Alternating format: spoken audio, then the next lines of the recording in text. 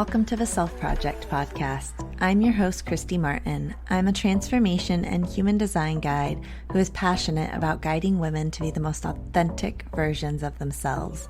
This podcast is all about self-discovery, self-empowerment, wellness, healing, parenting, mental health, spirituality, you name it, we're going to talk about it. This podcast and this space is all about helping you along on your own self-project journey. So welcome. Let's sit back and we'll dive right in today.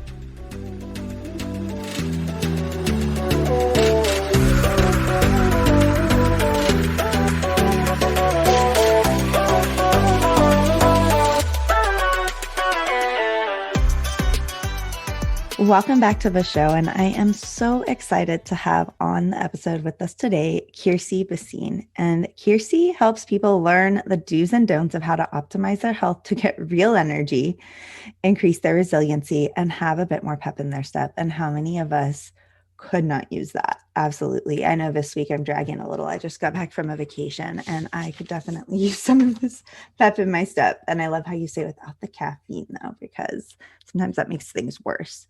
But Kirsi, I just have to say again, thank you for being here today. If you didn't mind, do you want to just share more about yourself with us, kind of introduce yourself and tell us what it is that you do? Sure, absolutely. So thanks again for having me. I'm really happy to be here and to talk about my story. And I hope it resonates with many of your listeners, because I used to be in a place where I didn't have any pep in my step. And this was going back to when I was in the corporate world. I was working for a multinational company and I had 3 roles at the same time. So 2 of those roles were international. And for one, I was traveling every week. And for the other one, I was traveling every 2 to 3 months. And at the time I thought, well, this is just what I have to do. I got to do this to move up in my career. And I didn't think much of it. I mean, I felt a little frazzled. In fact, I had this picture of a cat that looked frazzled, like it put its finger or paw into a socket. And it was really basically as a warning sign to other people, like, don't talk to me. Don't put anything more on my plate because I have so much to do. But fast forward a few years later, I'm in the middle of a conversation. And the next thing I know, I'm on the floor. I collapsed. And that was my wake-up call. It freaked me out. I thought to myself, well, I could have died. I could have been in a car driving when this happened. I could have been going down a flight of steps. And I probably wouldn't be here if that had been the case. Luckily, I was at home when it happened, but it came from out of left field. At least that's how it felt at the time. But anyways, I talked to a doctor. Nothing really seemed to be wrong with me. And I thought, I have to find some answers. This just isn't normal. And that then propelled me into a totally different direction. I went into health and wellness. I became a certified health coach, and I started studying things on my own, just so that I could get some answers. And here I am now, 1 book later.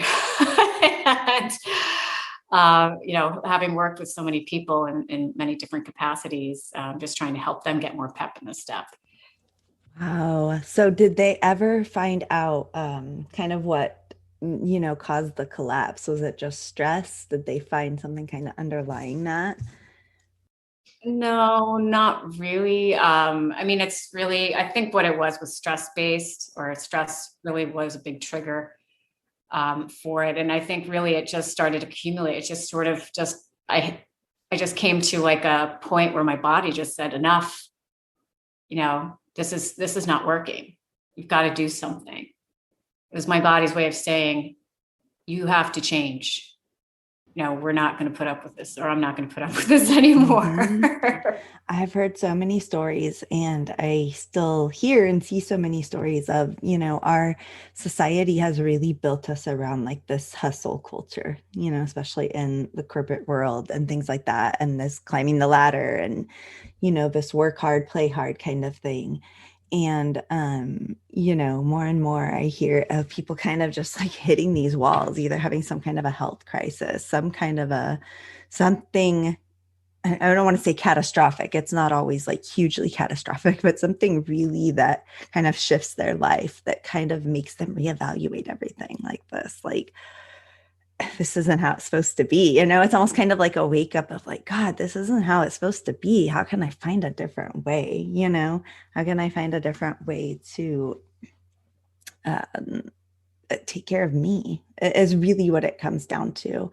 I watch my husband in his job right now, and I'm watching him do the same thing. Sometimes he'll come home and he'll be like, I didn't eat all day. And I'm like, you need to make sure, you're doing these things. Well, I didn't have time.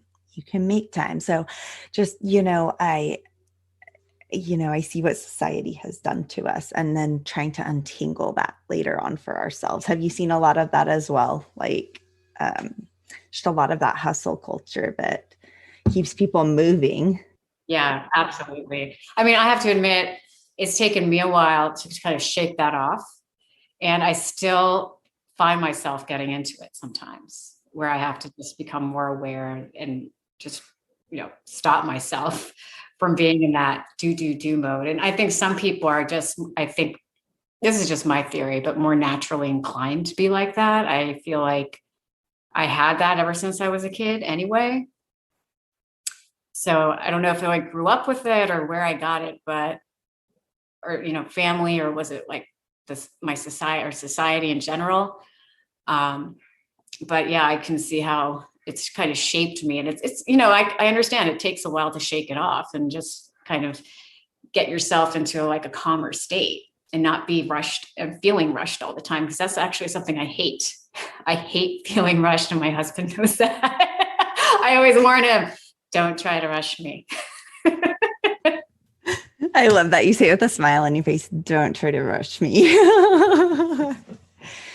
And I love that, because then you set those boundaries too. Like, what it is that you need that's going to help you. And then you're able to set those boundaries for it.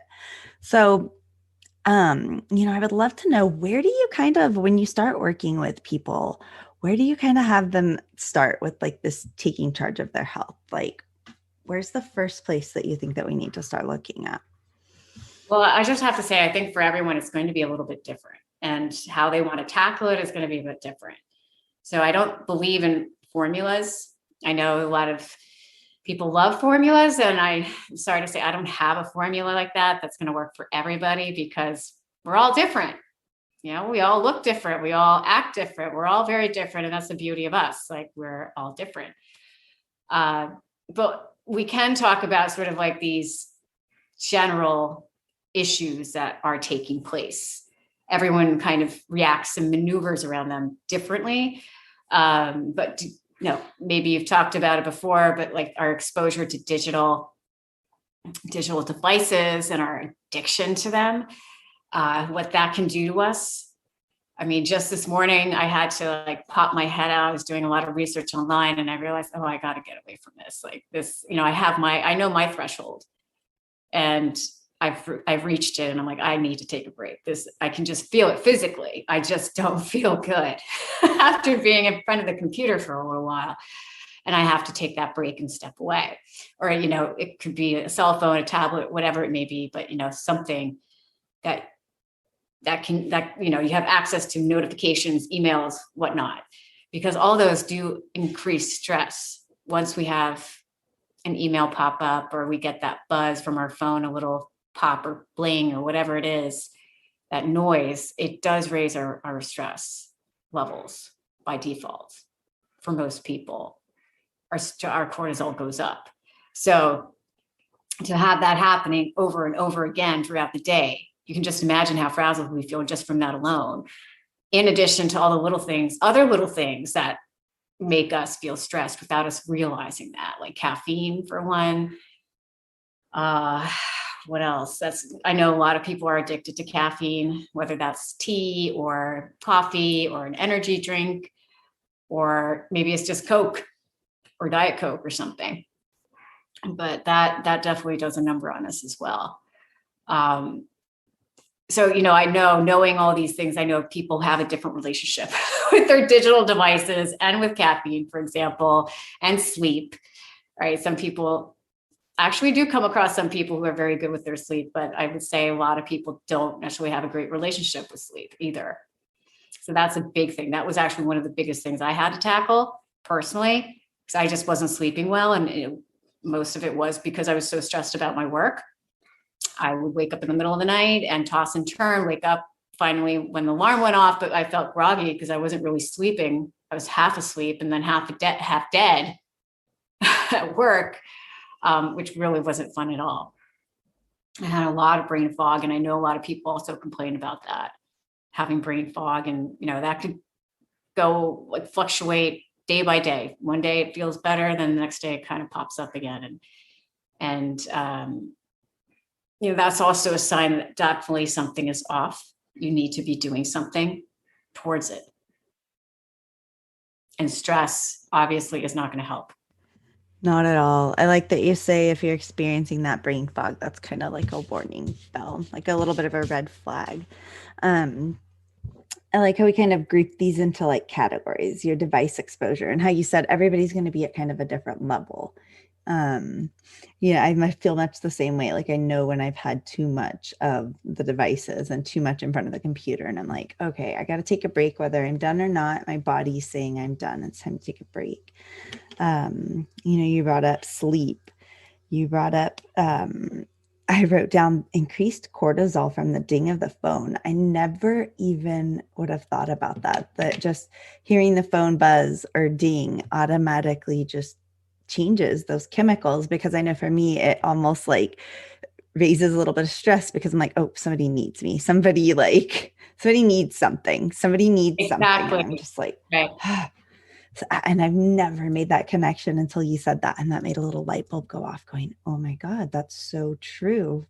And I can see where that plays out for me when when I'm drawn there and I'm just like, oh gosh, somebody needs something, and it's like you jump into that action mode.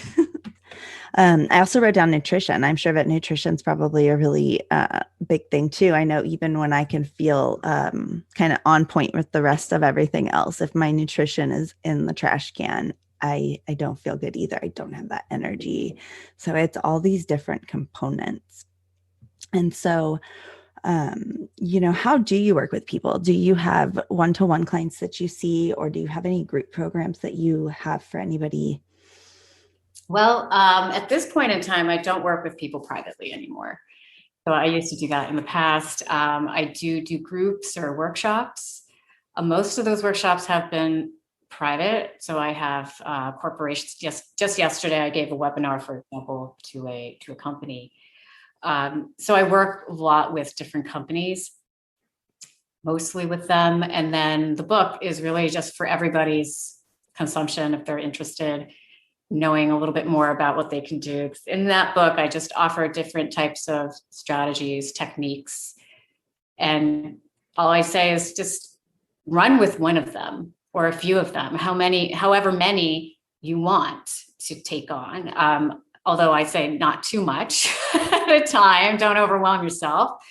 But again, it's really about catering it to your own situation, because everyone's situation is different. And like I said before, I don't believe in those types of formulas. That's just how I am, because we're just so different. And that's what I learned when I was working with so many different people. Everyone has a different background. Everyone leads their day very differently based on their family dynamic or their job, and everything in between. So all I could pick out were some commonalities that I find from people. Like, this could be a major issue for you. And then if it is, this is what you can do about it. So let's talk a little bit more about the book then. So what's the title of it? It is called Recharge, Find Joy, Boost Your Energy, and Take Charge of Your Health. I love it. And can we find it on Amazon and Barnes and Noble online? Okay, awesome. So I would love to hear, I just pulled it up and I was reading a little bit more about it. And so it talks about just recharging body, mind, and soul. So all the aspects of it. Why do you think that it's so important that we look at each of those aspects? I know sometimes we can be really focused on like one of those aspects on our the health of the body or mind health or spiritual or soul health. So why do you think that it's important that we merge these all together, especially to help prevent burnout? That's a great question. And that's the first time I've been asked that. I think personally, the way I would describe it is that all three of those components are us. And that's what I deeply believe. We all have a soul, we all have a mind, and we all have a body. And we can't really be whole. I mean, we couldn't live without our soul. We couldn't live without our body. We couldn't live without our mind. So they're all part of us. And it's important to look at our whole selves and not just think of it in silos, because they're interconnected. Ooh, that is an excellent point. I love how you said you can't live without, one of them. You have to have all three pieces there. And you have to learn how to recharge each of those. So I love that, I love that word recharging or rejuvenating. And that can look different for each of those different pieces. What are some of the different, I thought you had said that there's different strategies you offer in the book, right? Right. Do you want to share maybe one or two of them briefly with us that you give? Yeah, absolutely. One of my absolute favorites is talking about gratitude. And I know people have talked about it, and I'm sure everyone now has heard about it and learned about it. And that's great. There's gratitude journals, everything. All I want to say is keep doing it. If you are, make it a habit, 100%. It is so important on all three levels for us, whether that's on a spiritual, mental, or even physical level. Because what we know from research and science, for example, is when we do think grateful thoughts, it does affect our brain function. In fact, just yesterday on the webinar, I was showing brain images of a person who was thinking grateful thoughts, and then another image of that same person when they were thinking like stressful thoughts. And they were two completely different images. And the brain was functioning very differently in both. So when the person was thinking grateful thoughts, their function was great. Their brain function was absolutely wonderful. All areas were like going off on all cylinders. And then when you looked at the stressed brain, or the one that was thinking all these worrisome, angry thoughts, there were two areas that were compromised. So one was the cerebellum, where that's responsible for motor coordination. And imagine if you're not thinking grateful thoughts, you could be more clumsy. You could be more prone to injury. And the other area was the temporal lobe. And that is also associated with language comprehension and emotional association. So when that's compromised, you don't really know how to solve problems anymore. That's how people can get stuck in that downward spiral. They're just thinking obsessively about one bad thought, and they just keep going down, down, down. Right. So we know that's what's happening in the brain for sure right now. So there definitely are huge benefits to thinking grateful thoughts. We know that. And there's definitely many different ways of going about it. I applaud you if you're already doing it and you're doing like a gratitude journal every day. I mean, that's fantastic. For those of you like me who don't like to write, I know that sounds strange. I did write a book, but that's a completely different story of how I did that and why. But in any case, when you do some type of exercise around gratitude, even just thinking the thoughts, it does have the same benefit. It has a benefit. It's amazing. And it definitely, no, it's not just brain function that benefits, but like I said, spiritually we benefit, and then physically. I mean, because our brain is connected to our physical body. And if it's not thinking stressful thoughts, your body is functioning, or you're letting your body function without any kind of hindrances. I love that. It reminds me of, can't remember the name of it, but how you can change the actual structure of your water just by speaking, giving affirmations. That whole study about the, how one glass of water they gave affirmations and one they said all the negative things to, and it actually changed the cellular structure of the water. So it does the same for us. Like you're saying, it's the same with us. I also wrote down how you were talking about, was it the hippocampus? So you said that's also affected, that's making the decisions. Oh, it's the temporal lobe that's associated with language comprehension and emotional association. Okay. Well, when you were saying like the solutions, I was thinking sometimes when you get so stressed, it's almost like you can't see a solution or you can't find a solution. So that makes a lot of sense that if it's affecting that area of the brain, it's just like, that's why you can't see it. Yeah, absolutely. I mean, there's something I still want to add about that I had a client I worked with who had a very difficult relationship with a person who was very close to her in her life. This person was causing her a lot of conflict, or she felt like she was very stressed with, just dealing with this person. And I suggested then, well, why don't you write a gratitude letter to this person? And because she wanted to save the relationship, see what she could do to start healing that relationship. And it was a game changer for her. She wrote this letter. She actually ended up reading it out loud to this person, and they both had tears flowing down their face. And it was just really like that moment of like a flower just blooming. It was just, things started to come together for them, which was really wonderful to hear. And that's what I would encourage you, if you haven't already tried to do that, is write a gratitude letter to someone who you find difficult. If you feel that's something you'd like to do, it could be to someone that you do really, truly find to be like a good person that you want to reach out to. But try doing it for a difficult person that you find difficult in your life right now, and see how that can help your brain function. I absolutely love that. So if you are listening and you had a person that popped into your mind, try writing a gratitude letter. That's awesome. I had a friend over the weekend who shared with me also that something that her and her husband started doing, where every day at the end of the day, they would write down just something that they were grateful for each other, for the other person. And so she said it has been like a game changer for their relationship. She said just one little gratitude thing, whether it's like, thank you for going to work today, or thank you for picking up something on the way home, or whatever it is. She said it has been a game changer. So it's the power of gratitude. I would still add to that there's so many things to be grateful for, and there's so many things that we take for granted.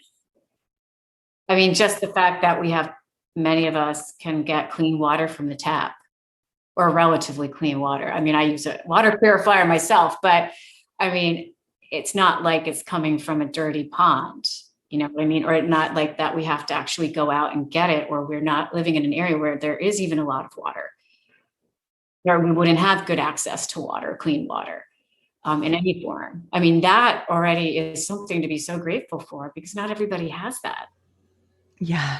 Or having running water in your home. That's what I think too. The ability to have showers in our home and not, and toilets and things like that. It's incredible. Yeah, absolutely. Or even just the fact that if you're listening to this podcast, you can hear, most likely, right? So that already is a huge thing to be grateful for. Imagine a life without that. There are people who don't hear, and obviously they have their own challenges because of that. But if you do have that, if you still have your sense of hearing, I mean, that's an amazing thing to have. Absolutely. I love that we're talking about this, because I feel much like you. I'm not always, sometimes I'll write, I'll be in the mood for a lot of writing. And then there's times where I'm just like, writing's not my jam, but I always make sure, a lot of mine's just throughout the day, just to stop and pause a minute and just to like say thank you for just sometimes just, life around me. I felt like I did that a lot over the weekend. We were on a trip, and it was just pausing just to say thank you for this breeze or this beautiful scenery or just this moment. So it's something that we can do all throughout our day. Like you said, just stop and pause and just say thank you and just really feel into it. But I would love to know, what's some of your favorite things personally to do for self-care? That's a great question. So it goes back to the gratitude. I feel like it's almost like my sense of gratitude has deepened over time because of practicing it. And I can't explain how I feel. I just feel like it's a lot deeper than what it ever was before. Like more, I'd even say like on a spiritual level. So I think that has really helped me, especially now in the past year because of the pandemic and things changing so much. And it was certainly, I can understand if it was as stressful for other people as it was for me. I respect that.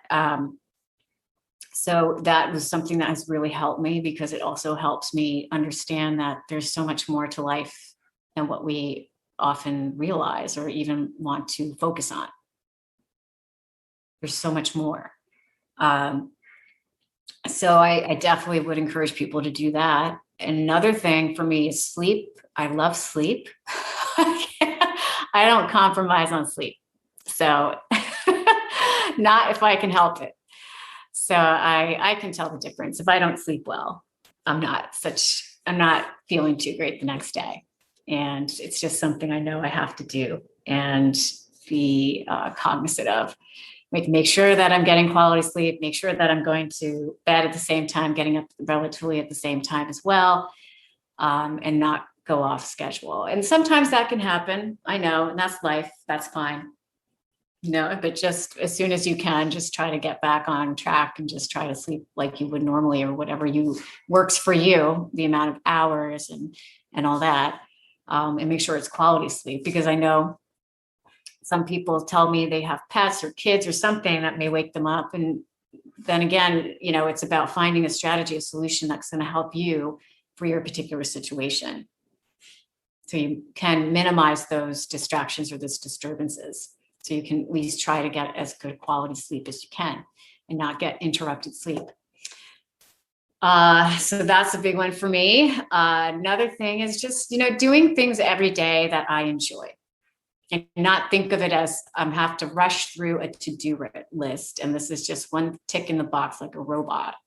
Like I really, really actually enjoy the fact that now during the pandemic, things have slowed down even more. I mean, I used to think I had a pretty slowed down life, but not like now, which is really wonderful. I actually really like it, to have just kind of go more into a flow than I was before. And that has been very refreshing. Just being able to do things and not have to always think about, oh, I only have maybe 15 minutes to do this, or an hour, or whatever it may be. I can just go through this very easy flow and not worry about time as much and how long it's going to take me. I can attest to that. We were so busy, before pandemic, just with work, school, sports practices for kids, just doing life. And that has been one of the biggest, again, things that I have enjoyed about the pandemic as well. It's just that slow down and that ability to just breathe and be and actually enjoy life and not always be rushing somewhere or rushing to do something or rushing to hit some check mark, to check some box. It's been one of the biggest lessons here as well. I love that you say doing things every day that I enjoy. That's so big, because so often we go on this autopilot, and then do we stop to ask ourselves, why am I doing these things that I'm doing every day? Do I even enjoy doing this? Is this just become like a robot habit? Like you said, just moving through the motions like a robot. So I really like that kind of question of stopping. And is this something that I enjoy? Am I doing this for me? And having that time set aside to do something for you, whether it's as simple as sitting in the morning, having a cup of tea or whatever it is, reading a few chapters of a book or a few pages, whatever it is. I really. And here's another thing that I want to add, and it kind of brings the gratitude and enjoying things together, where I know there are things that people don't like to do. I know I don't like to do some things, but like, for example, writing for me is not something I enjoy particularly, but if I do write, then I make sure I try to enjoy it, because not everyone can write. And that's, something to be grateful for. And it's an expression of you. I mean, it's something that you like, when I think of writing, it's something that's a very creative process. And it's also something very unique that you have created. No one else can create that. And that's a beautiful thing for everybody. no matter if it's a very simple sentence like I saw a cat, or, something like, Charles Dickens, whatever it may be, and everything in between. So I think that would offer a lot more to people if they could try to think of a way to enjoy what they don't like, find the gratitude in that. I like that. I like that you bring that up, because I don't always like to write either, but putting yourself, finding the gratitude in that so you can be in that state of gratitude. I like that. So I would love to know, Kirsi, if somebody wants to come and find you and follow you on social media, or they want to visit your website, where are they able to find you at? Okay, so you can find me at rechargethebook.com. And on social media, I'm not very active, actually. The best place would probably be LinkedIn. You can just find me under my name, Kirsi Bhasin, and that's Kirsi. My first name, Kirsi, and Bhasin, B as in boy, Hasin. Awesome. And everything is linked down in show notes, so you'll be able to scroll down and connect directly with Kirsi. I just have to say, this has been incredible. I really enjoyed listening to you and having you share just some of your practices with us and some of the things that you're teaching other people. And as we kind of close out, did you have any maybe final tips or any final words for us? Yeah, I would just say, enjoy life. It's for us, life is here for us to enjoy, and just make every moment count as much as you can. And that, I know, is sort of a practice in and of itself to get there, to feel that way. But really, ultimately, that's what I think life is all about. Don't go through it like I did when I was in the corporate world. I was just trying to come up for air. I mean, I didn't know what I was doing back then. But now I just really want to make sure that I can build a life and have a life that I enjoy and I can look back on and be happy about. I love that. And so it was all part of your journey to learn that and now to teach that to others. So I love it. So I have to say, Kirsi, thank you so much for being here today, for giving your time, for sharing with us. It has been a pleasure to have you on the show today. Thank you. It's a pleasure being here, and thanks for having me.